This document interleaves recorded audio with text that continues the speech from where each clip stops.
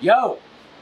Shit, dude, I'm 7 minutes late for Drink and Grow Rich because I literally, 35 seconds ago, just finished a podcast with Brent Pella, a hilarious fucking comedian, dude. This guy's like a huge star on YouTube. And I just finished a podcast with him, and it was fucking awesome. And I didn't expect it to go so long, so I'm a little late on Drink and Grow Rich, but cheers, everybody. Yo, Brandon, you want to have the biggest moment of your life? What's up? I gotta pee. Alright. Do you want to entertain two people? Yeah, I got you. Alright, so to recap, I just finished the podcast, I gotta pee, and Brandon is gonna entertain you for 45 seconds. Ready? Go!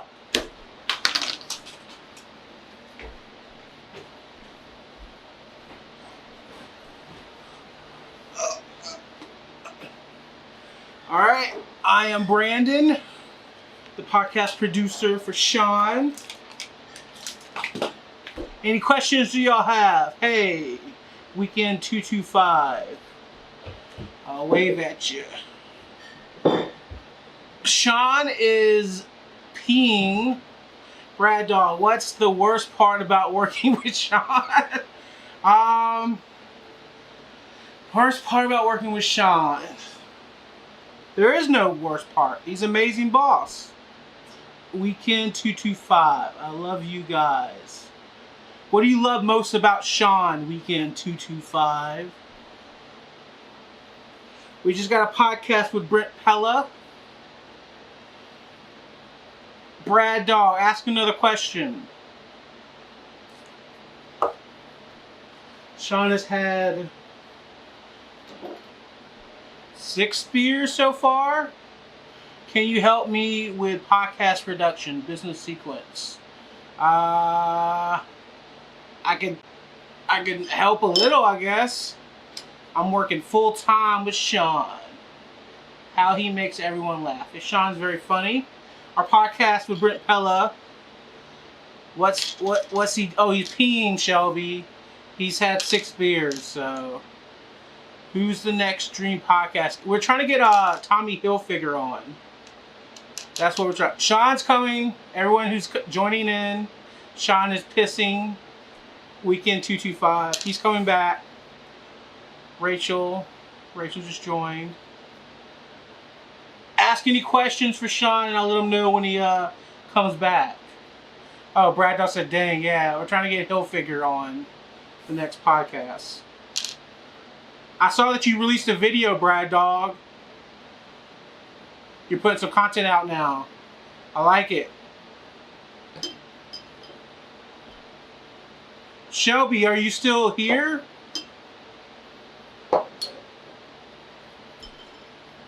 Did he respond yet? Oh no, not yet, no. We're trying to have Hilfiger and Brad Lee next. Alright, he's back with... Our Bad Dog's in there, Shelby's in there. Weekend 225. Woo! Alright, so usually, after a podcast, I say to Brandon, yo, is that good? So, you think that was good? Yes, it was great. Dude, I think I just had it. I think it might be my favorite podcast ever. Y'all related on a lot of We things. related on a lot of stuff. And so this guy is just 100%. He's... Shelby said, dude, you're fly. I actually was putting it up. I rushed back from the bathroom. Shelby's always staring at my dick, so she's like, she always knows about my fly. Where's my opener, yo? It was somewhere. Well, you were my opener for this podcast, or for this Drink and Grow Rich. But, That's right here. on the floor. Who's Weekend 225? She said she loves you guys. I have no idea. It's one of my fans. Yeah.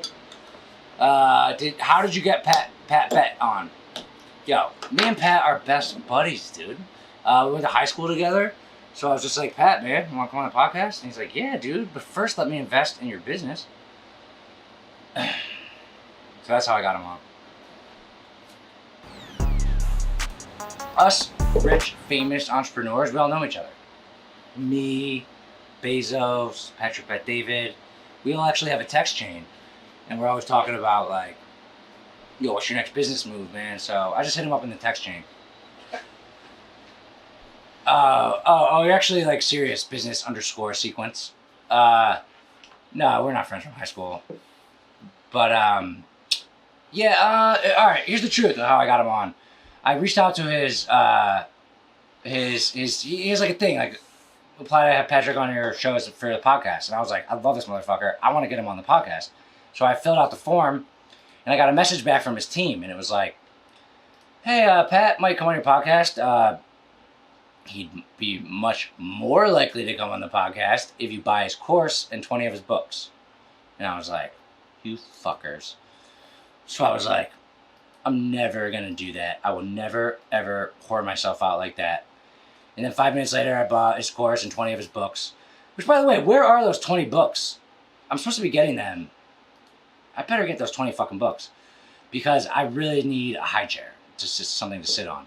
But no, actually, I bought his course. I spent like, I don't know, maybe like $800. And they said, if you do that, there's a higher chance that it'll come on. So I made a little investment in my podcast. And I bought it. And I followed up and I was like, you think it'll come on? And I didn't believe it until the second I saw his face on the Zoom screen. And then I was like, holy shit, this is real. So that's how I got him on the podcast. And worth it for him, worth it for me, a win-win. And now I'm just hyping that shit up to everyone else I asked to come on the podcast. I'm like, yo, I had Patrick Bet-David on the podcast. That's how you fucking do it, yo. I mean, I'm not famous. It's not my fault I'm not famous. 100% my fault. But, you know, a lot of people start a podcast. They're already famous. I'm not. So I got to hustle to get some stars on my podcast. And that's how I got him. But, dude, that podcast I just did. Look him up on YouTube and Instagram. His name is Brent Pella. And I swear, my cousin Kevin Fradnick, who, Kevin, if you ever see this, I DM'd you like 3 times today asking you what I should talk to Brent Pella about. But I got a bunch of messages of this guy doing a joke comedy sketch where he was impersonating Joe Rogan.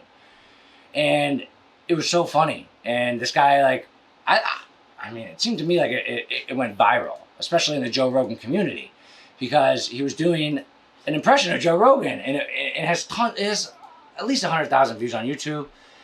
And this guy Brent's pretty fucking hilarious and pretty big. And I just podcasted with him for, how long was that? Like an hour and 40 minutes? Hour 40 minutes or so? And, dude, I feel like we could have kept going. Honestly, I kind of ended it because I wanted to get on the stream and grow rich. And when I say 3:30 p.m. Eastern Standard Time, I mean 3:37 p.m. Eastern Standard Time. But yeah, business _ sequence. You're the winner so far of the Stream and Grow Rich. But, I didn't even get a second to breathe. So cheers, everybody. Happy Friday.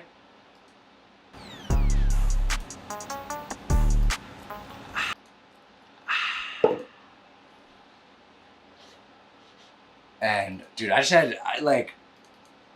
I'm a fucking business guy. Like, I'm obsessed with business 24/7. I dream about my business. I wake up every day, every single weekend, every single day for fucking years and years, 7 years. All I've done is work on my business. Like, and I started this podcast because I just fucking wanted to. Do I want to be famous? Yeah, I do want to be famous. But my point of this is I just had so much fun the last hour and 40 minutes. I had so much fun. I had this big time comedian and we were just jamming, laughing, telling stories for an hour and 40 minutes. And we were talking about funny stories, and we talked about Chris D'Elia and that whole scandal and all that. And we were actually, at one point, we compared like being a comedian to being an entrepreneur. Because one thing that all comedians go through is bombing on stage and failure. And that's also something that entrepreneurs have to deal with. Failure. I mean, that's a common story with entrepreneurship is you have an idea, you have an effort, and it fails. And the easiest thing to do is give up. Easiest thing to do. Actually, that's not the easiest thing to do. An easier thing to do than start something and have it fail and give up is not start it at all. And then you can always be like, oh yeah, if I would have done it, it would have been huge. If I would have done it. And then you can always have that excuse. And then you're just a baby bitch because you're just like, never started shit. And so that's the easiest thing to do. The easiest thing to do is never start and just say, oh yeah, if I would have started something, it would have been big. The second easiest thing to do is start something, fail, and give up. And the hard thing to do is not give up. And that relates between entrepreneurship and comedians. And we had a little moment on that. He told about one of his failures, one of his huge bombings on a cruise ship. He got paid to go out there and be the comedian for a cruise ship. He said it was a 1,500 people. And a 6,000 people cruise. 1,500 people came to see him. And, well, they didn't come to see him. They were on the cruise. And he was the cruise comedian. And they all came to that part of the cruise. And he said everyone was wearing ties and suit jackets. And it was not his typical audience. So his community was not that audience, and he bombed big time. And he said he spent the next 24 hours locked in his crew cabin on his cruise, not going out to see anyone because he bombed so bad. And that's a familiar story for an entrepreneur and a comedian. How did Mike Sirocco, we call him, what's his nickname? Honestly, want to know what's the funny thing about that podcast, Brady, with Mikey C? I recorded that podcast with him that came out today. I recorded that in 2004. That's what it seems like. I recorded that so long ago. I recorded that probably literally like 4 months ago.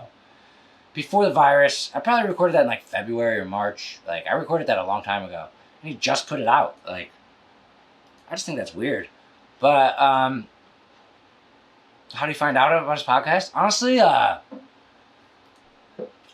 was it Marco? Did you find him? Yeah, I found him. Who do you fucking think? It was Brandon. Brandon, the star of the show. I found him off of a YouTube video and I just... Yeah. And you got Brent Pella. Who are you talking about? I was talking about, you didn't get Mikey. All right, Brad Dog Media just asked, how did I get on that Mike C podcast? Oh, that was Marco.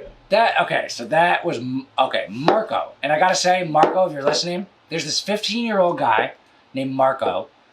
Marco's, I don't know his last name. He lives in, I can't say it very well, but he lives in South Africa, and he's 15 years old. And I paid him some money to, like, he was gonna help my podcast and shit. And usually the host finds the guest, though. Oh, not me, I don't do shit. Brandon does all the work. But, no, this guy Marco, been helping me with my podcast. And honestly, literally today or yesterday, I DM'd Marco and I told him I'm pissed at him. Because, I don't even know, you don't even know this, Brandon. I'm pissed at Marco because he keeps, like, dangling a carrot in front of my face. Like, yo, I'm going to get you on all these podcasts, and I'm going to get you on all these articles and shit. And then, like, months pass and he doesn't do anything. So, I'm mad at Marco. But, as I'm giving Marco shit, he did get me on that Mike C podcast. So that's how I got on it. I got this guy to help me with my podcast from South Africa who said he was going to get me to be a guest on other people's shows. And he got me on that. But Brandon got me Brent Pella, who I just had 2 minutes ago on the podcast. And dude, you didn't even, like, ask me. You were just like, yo, I booked you this guy, Brent Pella. And I was like, all right. Getting guests is, like, an interesting thing because obviously it's very important who the guests on your podcast are because that's the person. And, like, if you're not famous and you're nobody, how do you get people on your podcast? And I don't know. Brandon got me this guy, and I was like, who the fuck is this? And I looked him up, and he was hilarious. And I never had a comedian before, like. So it was awesome. It was awesome. David Hecker, 88. You missed all that fun stuff, man. But yeah, that's how I got on Mike C's podcast. And you know, the best thing to do is like hustle, DM all these people, DM. You want to know who I want to have on my podcast next? Tommy Hilfiger. That's what I told him. You told him that? Yeah. Tommy Hilfiger. The thing about podcasts is like, there's a lot of people in the world, and there's a lot of famous people, and like, they'll come on your podcast. Like, why not? You know? I've always been surprised how open most people are to coming on podcasts. Of course, I haven't gotten any crazy big names yet. Right, and I had to pay for Patrick Bet David, but like, here's the thing. If someone ever asks me to come on their podcast, my current philosophy is I'll say yes no matter what. I'll say yes no matter what. What the fuck? Why not? Why not? I just got to set up. I mean, am I a busy guy? Yeah. Do I have 45 minutes to set aside? If I craft my day, there's a 45-minute period where I can sit in front of the computer that I'm already sitting in front of and talk to somebody. And this person wants to have me on. I'm so fucking honored. And like Brent Pella, the guy I just had on, he has like 70,000 YouTube subscribers. He has like a Joe Rogan thing that just went huge. He's pretty big. He's big. But how many people asked him to come on a podcast? Probably not that many. So he says yes. And like, now if you're going to try to get Joe Rogan or people like, so all right, who should I have on my podcast? The first logical thought is like other people who have podcasts. Like, but you got to think outside the box a little bit and just think about it and like, and be cool about it. And like, just, I've DM'd Tommy Hilfiger like 4 or 5 times. No answers yet. But that's such a random person. Show up to my junior high unless I had a Tommy Hilfiger jeans on. Thoughts on the NBA Insider podcast for the next few months called Bubble Tea. Stories and such from Orlando. The bubble. What up, Moxie Mom? Cheers. Honestly, I don't have any opinion on it. I don't have any opinion on that. I believe, what's today? July 17th. Correct me if I'm wrong. The NBA is coming back August 1st. You can start with his brother, Johnny Hilfiger, and go from there. Whatever works. I was going to try his other brother, Jimmy Hilfiger, but he told me to shut the fuck up. Cheers, Moxie Mom. But dude, I mean, I don't care. I'll talk about this. There's 2 reasons I'm excited for the NBA to come back. One is I love the NBA. The second reason is sports are a product. They're a product. If you're a business person, you sell a product. It matters what your product is, obviously. And the NBA is an amazing product because what they serve up is a television broadcast of a game with a huge arena full of fans and broadcasters, and it's amazing. And is that a joke? I'm assuming that's a joke. But about Johnny Hilfiger. But I cannot wait to see what the NBA is, one of the best brands and businesses in the globe. I cannot wait to see what their product looks like with no fans.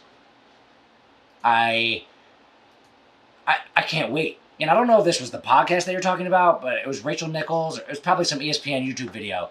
They were saying that they're going to try to get more on the court dialogue. Like basically have microphones.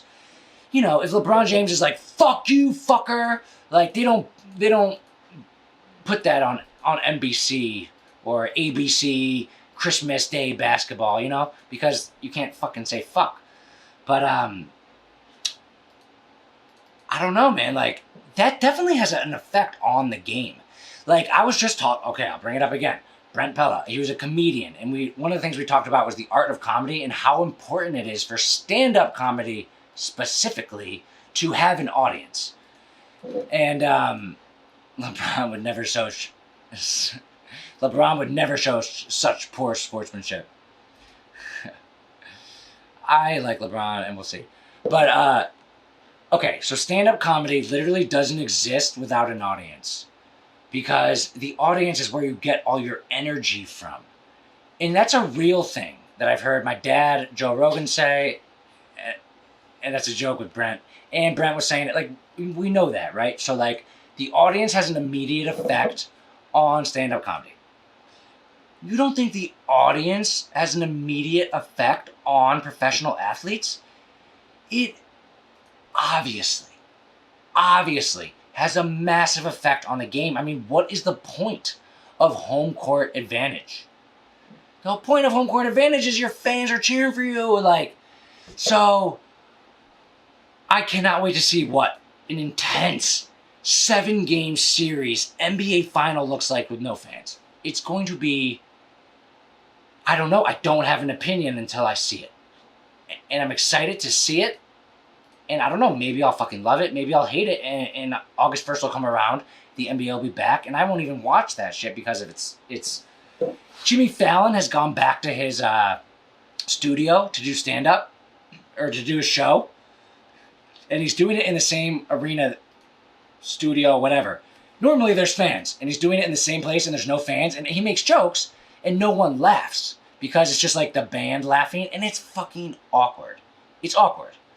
And it makes the jokes less funny when there's not a crowd laughing.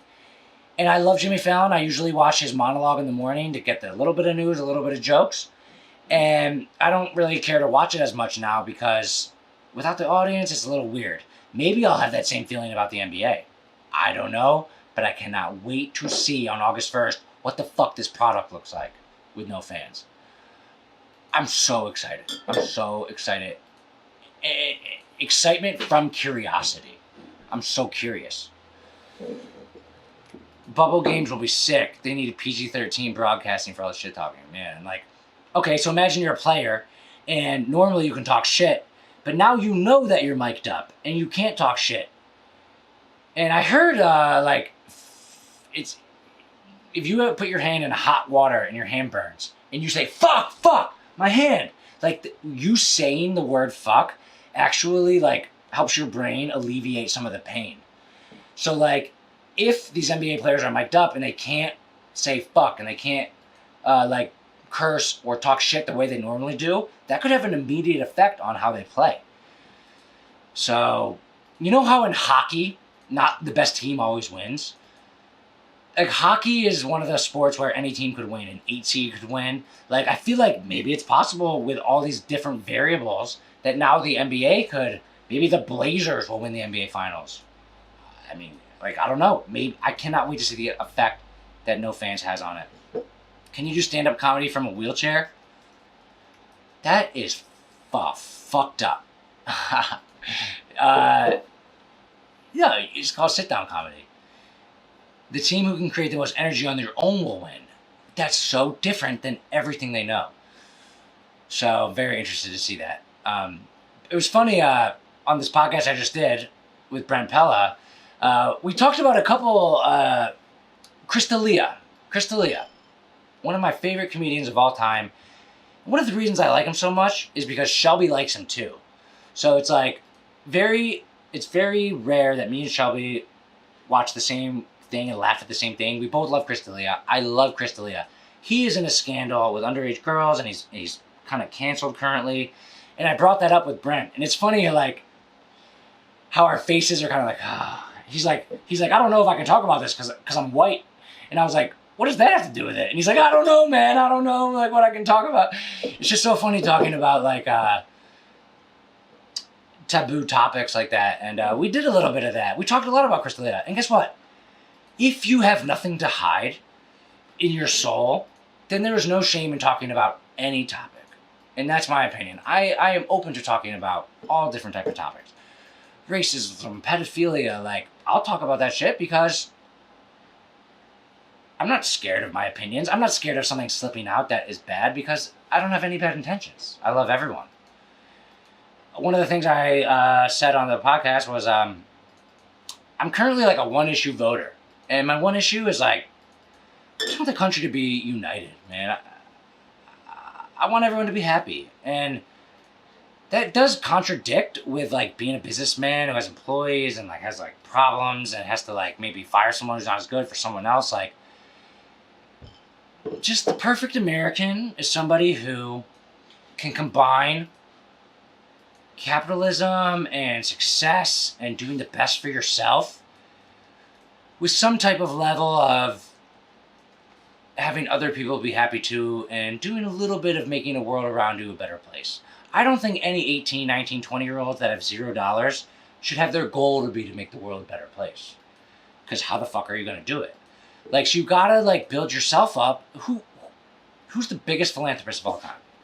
The biggest philanthropist of all time is Bill Gates. Jeff Gates. I love that guy, Jeff Gates. No, it's Bill Gates. And guess what? Like, I didn't even know this until I saw a documentary on the 80s or the 90s. People thought Bill Gates was a fucking asshole because he was like a capitalist, money-hungry motherfucker, monopoly. All the money in the world, what has he done with it? Charities, charities, charities. Like, you can do more for the world if you do more for yourself, and you can't do it till you're older and you have money. So I wake up every day and I'm like, how can I make more money? How can I do better for my business? I got to do whatever I got to do to make money. And guess what? Making money is hard because you got to make tough decisions. Like, you have people who are your employees that you love and care about, but if they suck, the nice thing to do would be keep paying them to suck. And if you have 10 employees, they all suck, and you're keeping them on your staff because they suck, and you're nice, then your business is going to fail, you're going to have no money, and then you can never start a philanthropy down the road. So it is a constant paradox of being nice versus being mean. And the person who can navigate that is the perfect American. And that's what I aspire to be like. I'm not saying I'm that at all. I'm not even close. But that's what I aspire to be like. I aspire to be the perfect American. Somebody who can combine charity and hardcore business grit into one life and do it all with class. And that is the ultimate American.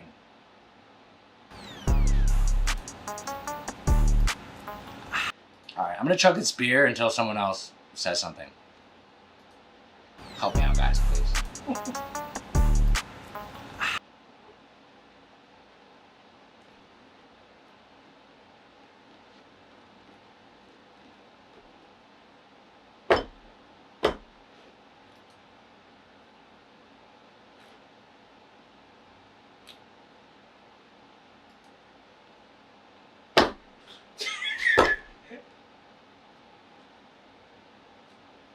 Thank you, Shelby. God damn, I was about to die. Shelby, if there's one person in the world I can count on, it's you. Thanks for not letting me choke myself to death on national television. Are we doing DI tonight? Yes, we're going to Daniel Island. We have a big decision to make about this building, and we're going to go over there with one specific goal. To vibe it out, and just like, can we live here? Can we commute here? Like, what's the deal with this place? I got one beef about the names of the islands in Charleston. We got James Island, John's Island, Daniel Island. Yo, get a better fucking name. That's so fucking lame. It was delayed. I said it like 5 seconds before. Well, had to let you finish it. Brad Dog. You motherfucker. You know what? I'm going to do my next podcast bashing you again. Brad Dog, like, I saw you talking about you're making a comeback. What's the deal with that? I thought it was for food and drinks. I mean, we'll get food because we're human beings and we need nourishment in our bodies. So yes, will we eat food? Yes. Do we need to eat food? No, because a human being can live a long time without eating. Are we going to get it because we're heathens? Yeah, we'll get food and drinks because we're fucking heathens. If we don't have chips and salsa, we think we're going to die. But the real reason is to vibe it out. Make you famous. Dude, I tried. I tried making you famous, Brad Dog, by ripping the fuck out of you on my podcast. Okay. I'll get to your question mark, man. But, if I had the ability to make you famous, I would make you pay me for it. And then I would do it. I don't have the ability. I'm nothing. My joke that I made to Brad Pella on the podcast was like, hey, it's great to have a comedian on the podcast because, if you have a comedian, you can say anything and you can't get canceled because it's just like, oh, it's a comedy podcast.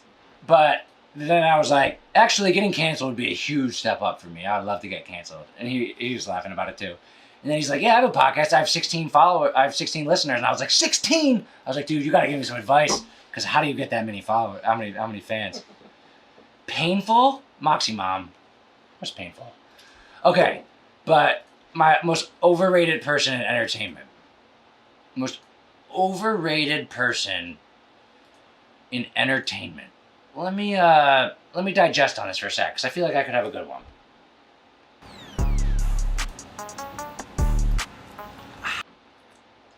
I got it. Most overrated person in all of entertainment is Dave Chappelle. Everyone sucks his nuts like he's the best comedian of all time. He's so funny, so funny. Is he funny? Is he good? Yeah. I mean, he's in the conversation, and he's a legend. And the Chappelle Show has a lot of funny skits and stuff, but like, I'm not saying I don't like Dave Chappelle or I don't think he's funny, but I think he's overrated. I don't think he's got some type of aura around him where everyone is obsessed with him. And I just don't think he's that funny. I mean, I don't think he's as funny as people think he is. Like, I think he's pretty funny, like, but if you told me, like, he was the most famous person in comedy, I'd be like, what?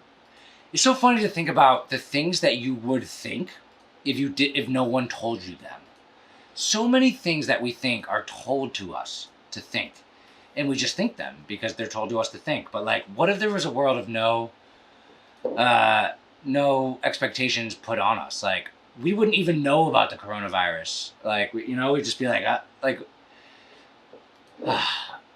But I was watching Back to the Future recently. And again, I wanted to watch it because anytime me and Shelby can watch the same thing and enjoy it, it is enjoyable.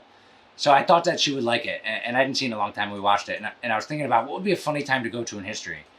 And dude, imagine like you're in a coma, right? And the coronavirus happens. And then you wake up from the coma. You find out the date. And you're like, okay, damn, I've been out for 5 months. And then you go to the grocery store or any public arena. And you see everybody wearing masks. I'd be like, oh, what the fuck, dude? Like, I remember, like, I would see one little old lady, maybe like an Asian lady at the airport, like 5 years ago, wearing a mask. And I see that one person out of all the people in the airport wearing a mask. And I'm like, holy shit, is everything okay? Like, why is this lady wearing a mask? What does she know that we don't know? Like, wearing masks is very noticeable, and it's like it's very noticeable. So now you go into the grocery store and everyone's wearing a mask. Like, imagine not knowing that information and then going into the grocery store and everyone's wearing a mask. I would freak the fuck out. Like, whew. Wearing masks are. It's an odd thing if you don't know about it. And we recently had to start wearing masks in Charleston. July 1st, it was mandated. And do I want to wear it? No. Like, did I wear it a lot before? No. But like, it's a law, and like, I'm not trying to cause trouble. Like, so I've been wearing it, and I've been getting used to it. And my opinion on masks is that they definitely help stop the spread. Like, come on. They definitely help. They definitely help stop the spread of the coronavirus. Obviously. Like, and a lot of people say, it's my right not to wear a mask and all that. But, okay. I'm not politically either side. I'm a centrist. Like, I have a very specific political position, and it is a centrist. And I look at both sides, and like, do masks help stop the spread? Yeah, they definitely do. So I'm rocking it. Also, the Civil War would be crazy, but the mask thing works too. Dude, I actually had a dream. I swear on my life, I had a dream. Like 3 nights ago. And I was going to the Revolutionary War. And I was just there. I wasn't in it. I wasn't a part of it, but I was just watching it like a movie. A lot of my dreams are like movies where I'm not in them, but I see things. And it was like, slow. It was really slow. And like, it wasn't like, you know, that you see in the movie The Patriot where there's scenes that are like very cinematic and in my dream, which I guess is my thoughts. It wasn't that cinematic. It was kind of like bloody and shitty and sucky and slow and like not as cool as you would think it would be. And that's why I would not want to go back to a war. Like, or I would want to go back to confirm that idea. But it's funny in Back to the Future when he's like, Marty, don't ever talk to yourself or see yourself because you could fuck up the whole space-time continuum. And then Biff's like, just literally in the car with himself the whole time, like, listen, and it's all fine. Back to the Future, if you really want to pick on it, it's got a lot of holes, but it's a great movie. And my favorite part from rewatching it, I haven't seen it in 10 years. Back to the Future, I haven't seen it. What up, Buy a Pie? For some reason, randomly, I don't know why this is my favorite part, but it's in the first one, and Marty's like, yeah, Doc, we made this time machine back in 1985, and he's like, we need 1.21 gigawatts, and Doc's like, 1.21 gigawatts? And he starts freaking out. He's like freaking out. It's just, I don't know, his facial expressions are so funny. Because, like, you know, he says great Scott a lot. But, like, my favorite part when he was just like, 1.21 gigawatts! And he started freaking the fuck out. I don't know, man. That movie is great. It's great. Fanny, you should call in again. Because I love that you did that one time.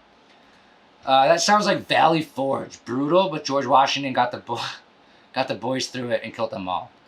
I thought that was a joke for a sec because I was thinking Gettysburg. But it's Valley Forge, yeah. George Washington. Like, dude. George Washington. What do you guys think about taking down the George Washington statues?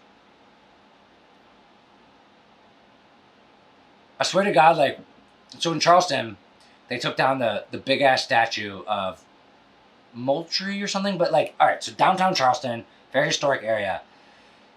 I'm not comparing it to New York City, but I'm saying in New York City there's Central Park, and it's like a whole big-ass city, big buildings, and there's that one little park in the middle with grass. Charleston has that, too. Like, they have, in the middle, they have a grass field. That's like it's called Marion Square, and then the city's around it. And there's this big-ass motherfucking podium, but it's like, It's huge. It's huge, right? It's way up there. And it's like a big stand, and then there's like another big stand, and then way on top of it is the guy. It's this Moultrie guy. And they took him down. So now, the true Battle of Gettysburg occurred New Year's Eve 2011. That's an inside joke, and it's hilarious. But listen, I got hundreds of thousands of people on here. I can't talk about that. There's this huge monument. And now, in the middle of a park, in the middle of a city, this giant monument. There's no one up there. There's nobody on it. So I look at that with maybe like an entrepreneur perspective, and it's like, that's a hole in the market. That is an opportunity for somebody to get the fuck up there on that statue. They got the park, they got the podium, they got to put somebody up there. You can't just have this big stick in the middle of your park for years. You got to put someone up there. So it's a huge, businesses, they look for market opportunities, and they try to find weaknesses in the market that they can exploit to serve the customers. Like, from that perspective, there's a huge statue hole. And one of my jokes was like, maybe this was Trump all along because he wanted to knock down all the statues so he could put up a statue of himself. Like, I could totally see him wanting to do that. And like, maybe he's like, yeah, let's knock down all the statues. And then like, he's going to federally mandate putting a statue of him at all the things. But somebody's got to fill that statue hole. That sounds kind of like suggestive, but I don't mean that sexually. When I say my statue hole and I want you to fill it, I mean do something great with your life where you can be honored in front of a city way up above. Zan Z Madsen, hello? Wow. This is very few times that people say hello and they say hi. So hello and hi back to you. What's poppin'? Drink and Grow Rich is popping. But, yo, give me a fucking question. You could be the winner of Drink and Grow Rich if you ask me an insightful question. Brandon, filmed by Brandon Joyner. Oh, I fucking hate that guy. Don't fucking laugh, I'm serious. Yeah, ask me a question, man. Darius Andronic 26. Oh my god. Are you on The Simpsons? With that yellow hand? Oh my god. So there's this guy Darius who's tuned in to Drink and Grow Rich, and he has a yellow hand. Oh my god. I think he might be one of the Simpsons characters. What's the best thing about podcasting? Having an excuse to drink during the middle of the day on Friday. Without exposing my deep dark secret of being an alcoholic. No, I am an alcoholic, and I'm really, really struggling with it. Could you guys help me? How good are you at Fortnite? I die instantly. Instantly. I don't have any skill in those games because I don't give a fuck about those games. Because what's the point? But I've played it before. And same thing with Call of Duty. I don't know. I just don't have any skill, so I just get shot right away. And okay, one of the things you can do in like tournament mode is like try to hide, let other people die, and then you last longer, rank higher. So hiding is a strategy in some of these games. I don't fucking turn on this video game to hide. So I run out, I get killed, and joke's on me because now it's just got to load for like an hour. That's the one. So the one thing I hate about modern video games the most is the loading.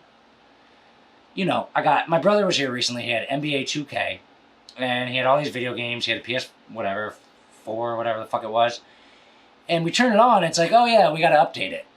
It's gonna take 45 minutes. I'm like, dude, fuck you. Like, fuck you with your 45-minute loading. Like, I hate that. I hate how much loading is involved in modern video games.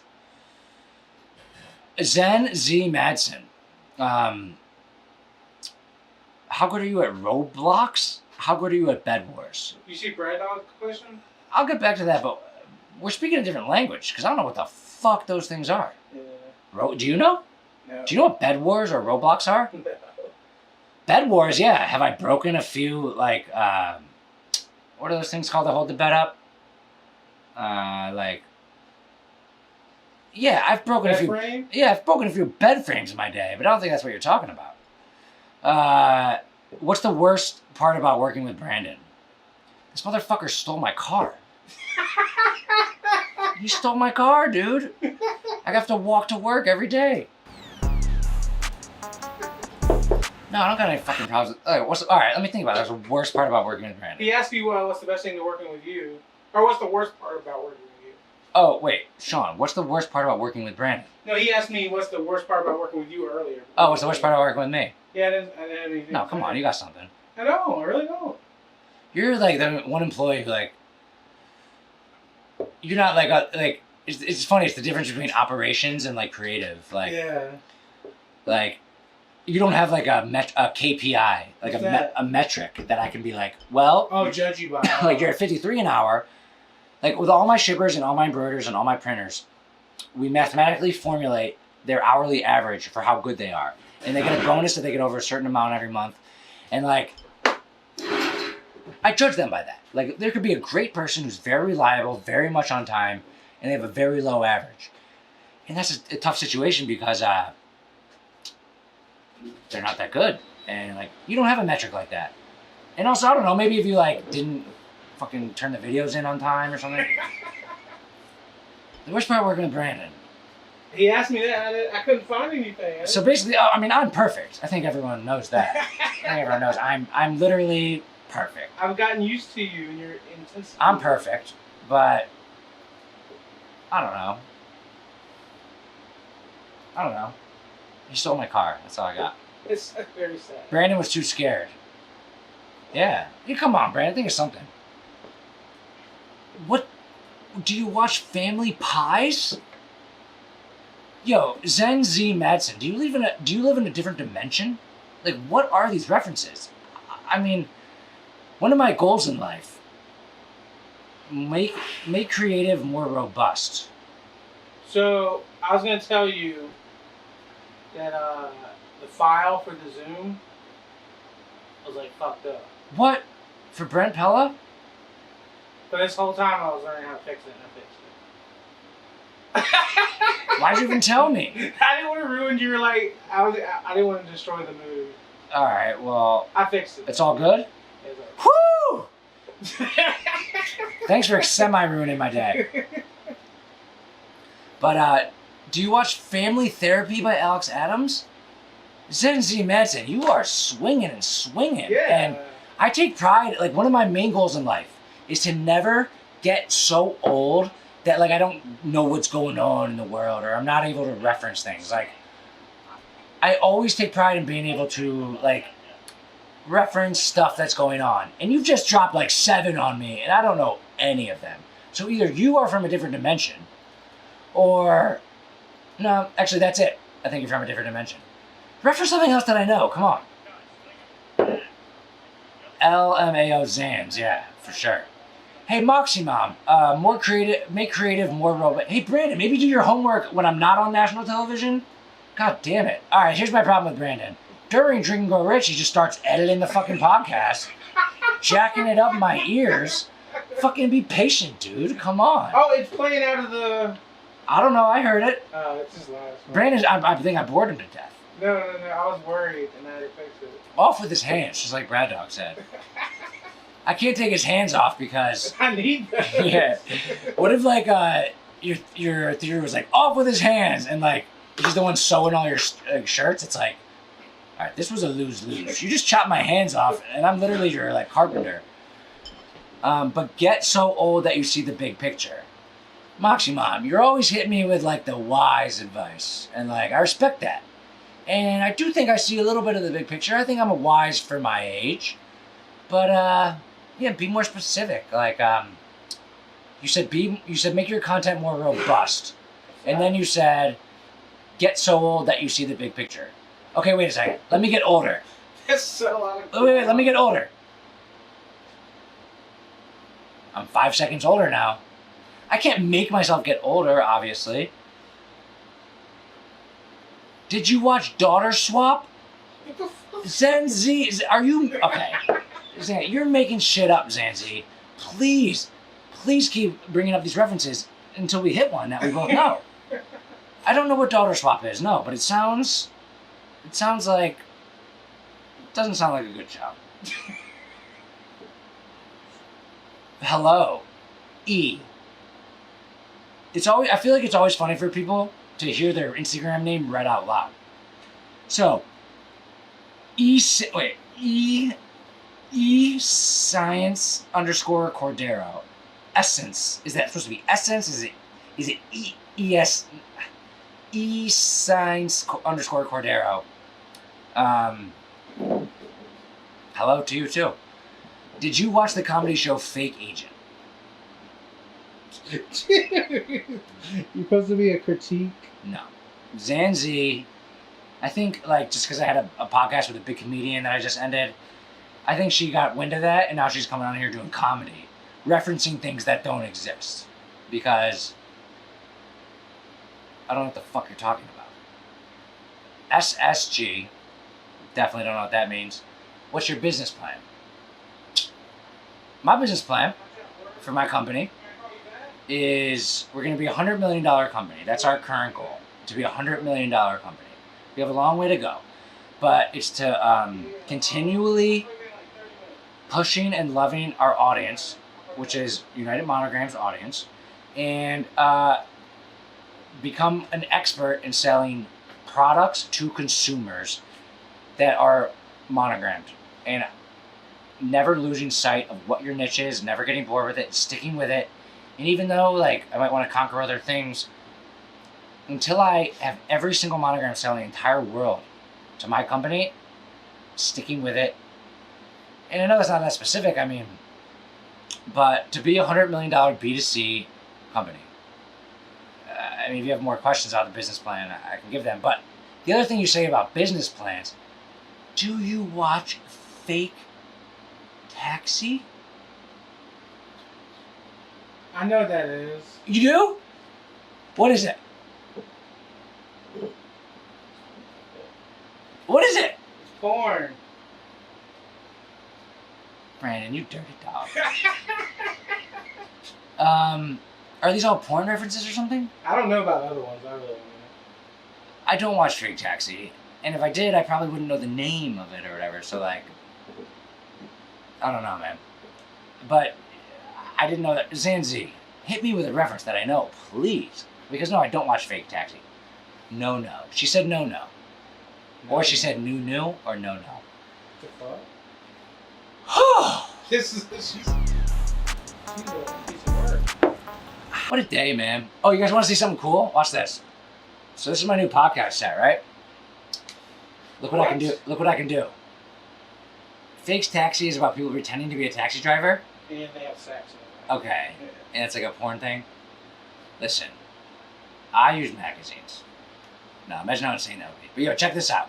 Do you plan on growing past shirts or tops? Good question. Good question, actually. Shirts and tops are our core business. And that's the thing we do really, really well. I know for a fact that we could be selling leggings galore. Every single time someone buys one of our casual sweatshirts, They're like, oh, I want leggings. that is, every single thing we sell could be paired with leggings.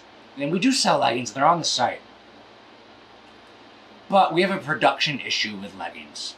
They get messed up on our embroidery machines, like every time we do it.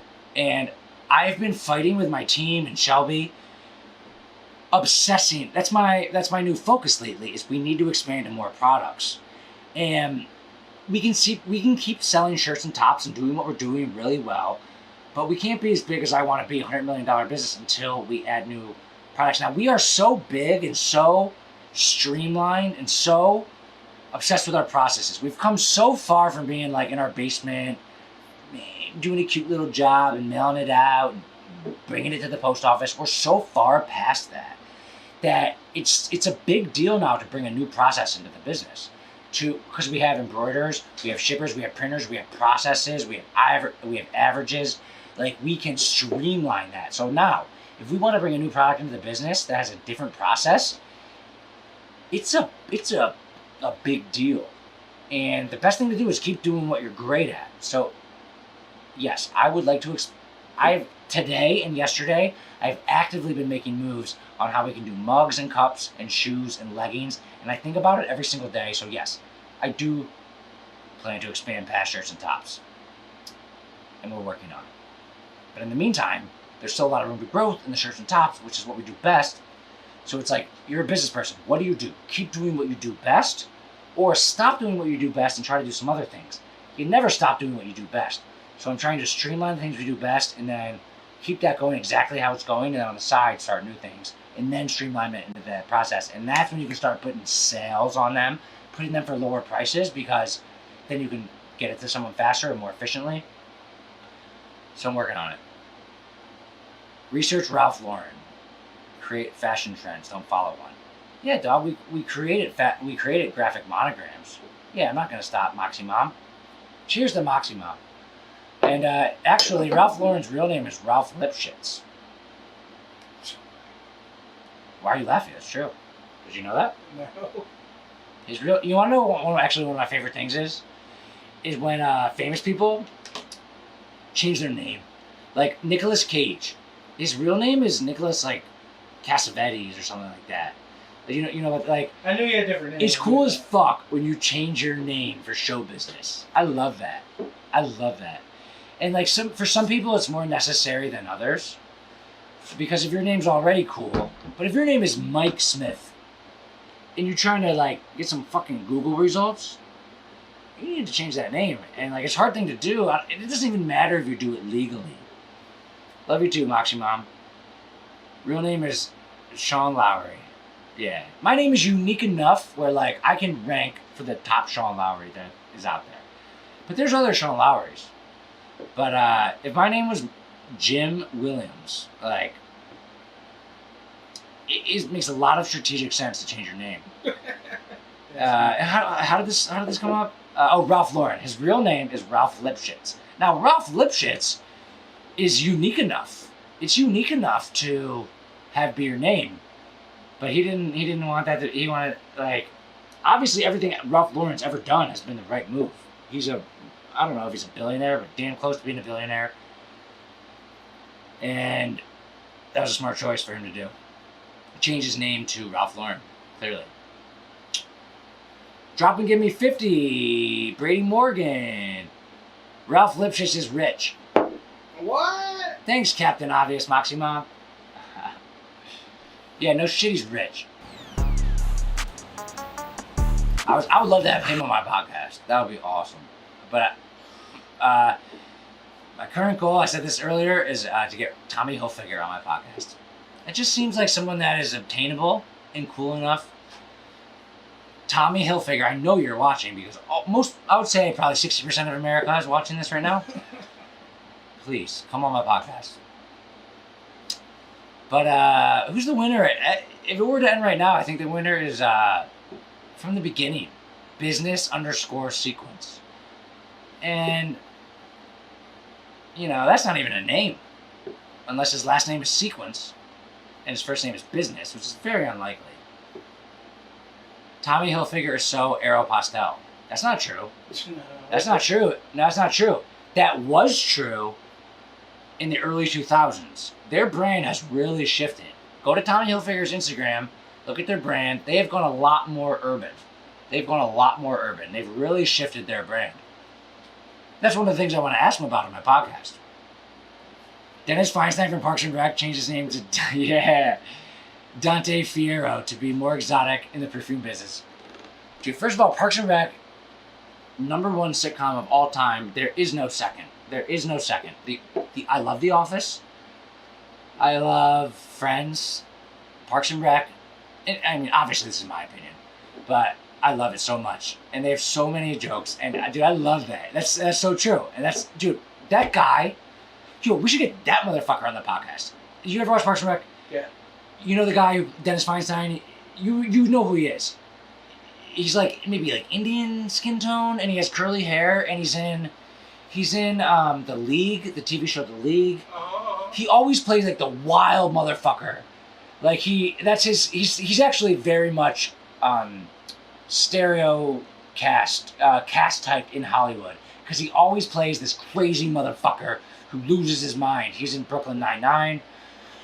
You 100% chance you would know him if we saw him. And actually, I feel like Hollywood people are boring to have on podcasts. Probably. Yeah, like throughout my whole life, I've always loved SportsCenter. Oh, I got the countdown going. Less than 2 minutes left. Throughout my whole life, I've always loved SportsCenter, and I've always loved podcasts, and I've always loved radio shows. I hate when they interview like an athlete or a movie star who is on the show to promote his movie, because that interview is so boring and vanilla that it's just like, dude, I'd rather hear opinions, or I'd rather like have you show me highlights. They think it's good because they're like talking to this guy, but he's like, we're gonna win the game, we're gonna try our best, we're gonna work our hardest, and I'm just doing this for my teammates. Yeah. It's like, shut the fuck up, dude. Say something crazy, or like talk shit on your teammates. But they're not in the business of talking. They just want to say everything right, get their face out there so people see their movie or watch their sport. But I mean, if a Hollywood person wanted to come on my podcast, would I have them on? No! Yeah, fuck yeah, I would. But they wouldn't want to. They're there to who goes on Jimmy Fallon, who goes on Jimmy Kimmel? People who are pitching their movie or their new project. I don't even know why I'm watching this, other than I believe in you. Oh, Moxie Mom? yeah. Moxie Mom? I'm gonna be huge. There's no doubt about it. It's gonna take time. It's gonna take effort. But I'm in this for the long haul. I hate relaxing. I think I'm smart and strategic. I'm willing to learn from my mistakes. And Moxie Mom, you dirty mom. She said there's a penis over my right shoulder. Yo, but this is shutting off in 5 seconds. So all I gotta say is I am the next king of the world. Hey, thanks for watching the Sean Lowery Show. You are the greatest. Watch some more videos of me right up here.